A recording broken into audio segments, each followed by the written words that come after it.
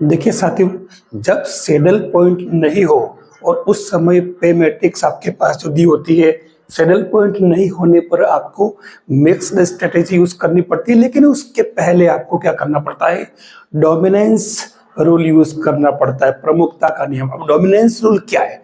सीधी सीधी बात है कि यहाँ ए और बी दो पर्सन है, दो खिलाड़ी है, दो प्लेयर है। हमेशा ध्यान रखना, ए के पास में R1 R2 R3 तीन प्रोसेस है, तीन तरीके हैं, और बी के पास में फर्स्ट सेकंड थर्ड, इस तरीके से। तो ये 3x3 प्रॉब्लम हुई। अब यहाँ क्या करते हैं, सबसे पहला डोमिनेंस रूल यूज करेंगे अपन, क्योंकि इसमें सैडल पॉइंट नहीं है। वो क्या है?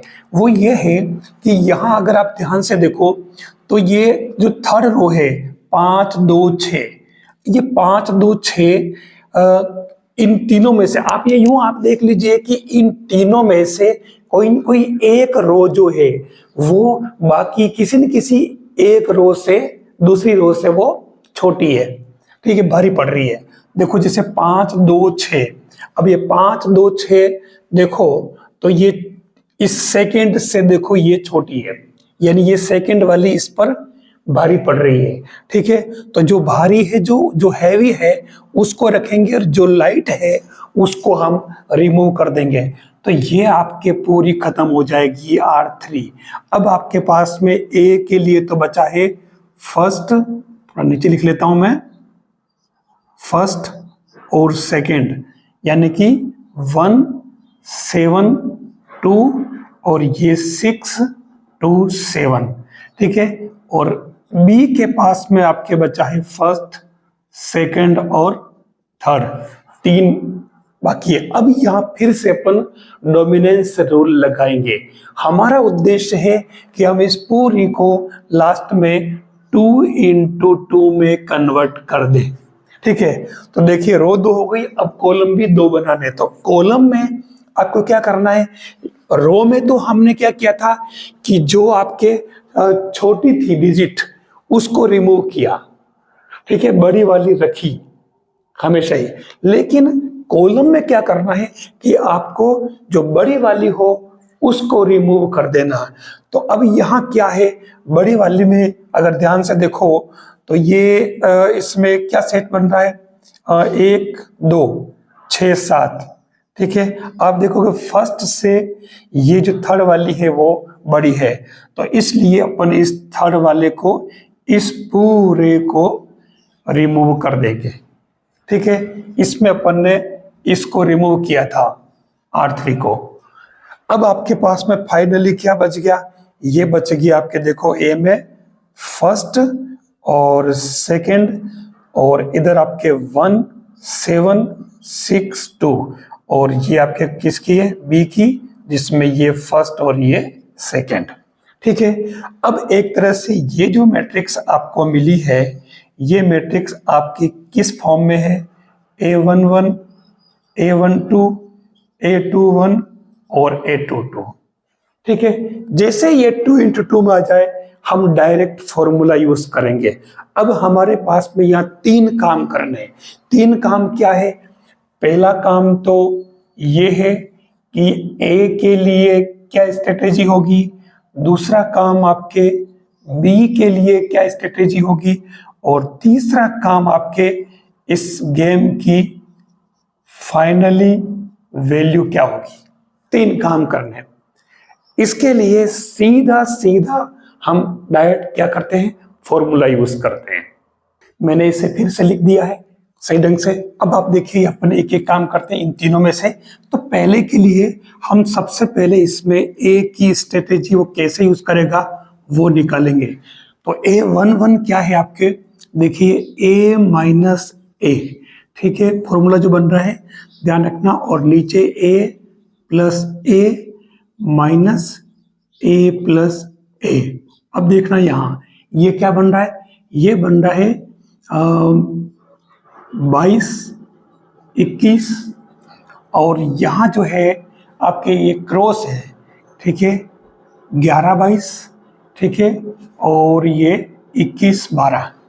तो इससे आपके ये x1 क्या बनेगा, A22 कौन सा, 2 है, तो ये 2 - 21 कौन सा आपके, ये वाला 6, तो ये ले लीजिए। और नीचे आपके देखो क्या बन रहा, ये इन दोनों का क्रॉस वाले को सम करने अपन, तो 2 और 1 3, माइनस 7 और 6 13, यानी कि माइनस का 4 और नीचे हो जाएगा माइनस का 10, तो ये 2/5 आ जाएगा। ठीक है, यानी कि इसकी फर्स्ट स्ट्रेटेजी जो होगी वो 2.5। फिर x2 निकालें तो x2 इसके क्या बन जाएगी, 1 माइनस 2/5, तो ये 3/5 बन जाएगा, तो ये 3/5। लेकिन हमारे जो मूल ओरिजिनल जो मैट्रिक्स 3 into 3 थी, तो 3 वाले में अपन ने लास्ट वाले को 0 कर दिया था, क्योंकि जो लास्ट थर्ड वाली जो रो थी वो उसने ए ने यूज नहीं की, ये वाली स्ट्रेटेजी उसने यूज नहीं की थी, क्योंकि वो लाइट थी बाकी दो वाली से। ठीक है, ये इस तरीके से अपन ने ए की स्ट्रेटेजी निकाल ली। अब अपन निकालते हैं किसकी, बी की। तो बी के लिए क्या हो जाएगा, y इक्वल टू सेम, यही काम आपको खाली यहाँ 11 कर देना है, कोई फर्क नहीं पड़ेगा, 11 और नीचे आपके ये 21 ही रहेगा, और ये जो पोर्शन है नीचे वाला पूरा सेम रहेगा। तो मैं इससे -10 पहले ही कर दूं, नीचे कोई फर्क नहीं पड़ेगा। ठीक है, तो ये A11 कितना है, 1, तो ये 1 माइनस और A21, तो ये हो रहा 6 माइनस का 10, तो माइनस का 5 अपॉन माइनस का 10, 1/2। तो देख लीजिए बी के लिए यूज होगी कौन सी, 1/2, तो सेकंड वाली भी तो 1/2 ही होगी, हाफ हाफ हो जाएगी, और लास्ट वाली कितनी, 0। ये बी की स्ट्रेटेजी आ गई। ठीक है, अब अपने को इस पूरे गेम की जो 3 into 3 जो गिवन था उसकी वैल्यू निकालनी है। ठीक है, तो उसके लिए आपके पास में क्या ऑप्शन है, देखिए बहुत बढ़िया तरीका है। तो वैल्यू कर निकालेंगे, इस वैल्यू को इसमें v से लिखते हैं, तो सीधा सीधा तरीका है आपको इन दोनों का क्रॉस मल्टीप्लिकेशन करना, तो 2 into 1, ठीक है, -7 into 6, और नीचे आपके सेम जो टर्म इसमें आ रही सब में वही आएगी, तो ये माइनस का 10 में डायरेक्ट लिख रहा हूं। ठीक है, अब यहाँ क्या हो जाएगा, 2 माइनस, और ये कितना हो जाएगा 42 अपॉन -10, तो देखो ये 40/10 यानी कि 4, तो फाइनली आंसर क्या आ जाएगा इसका, 4। ये 3 काम अपने को गिवन पे ऑफ मैट्रिक्स में करने होते हैं। ठीक है, बस ये तीनों ही चीजें निकालना सीख लें आप, x1 x2 y1 y2, ये y1 था। ठीक है, तो अपन y2 भी निकाल ले डायरेक्ट, ये देखो है ना, y2 भी यही होगा, सेम है इसलिए कोई फर्क पड़ेगा ही नहीं। तो अब वो क्वेश्चन में आपसे ये करना आपने सीख लिया, क्वेश्चन में वो आपसे क्या पूछेगा, हो सकता है वो ए की स्ट्रेटेजी पूछ ले, तो ये आपको ऐसे ये निकालना आना चाहिए, हो सकता है बी की निकाल ले, तो आपको ऐसे निकालना आना चाहिए, और वो अगर केवल वैल्यू पूछता है तो वैल्यू के लिए तो डायरेक्ट ये जो तरीका बताया मैंने, नीचे वाला पोर्शन सेम रहता है और ये क्रॉस मल्टीप्लिकेशन, कुछ भी नहीं करना। ठीक है, ऐसे आपको डोमिनेंस रूल से उस पे ऑफ मैट्रिक्स की वैल्यू निकालना आ जाए।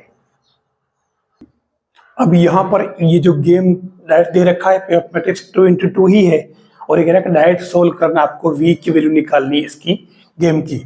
तो मैंने आपको बताया कि v के लिए जो फॉर्मूला था, ठीक है, फॉर्मूला क्या था, ये A11 into A22 क्रॉस में, ठीक है, माइनस A12 और A21, और नीचे आपके जो सेम था दिस प्लस दिस, यानी कि A plus A minus A plus A, यानी कि 11/22 और ये 12/21।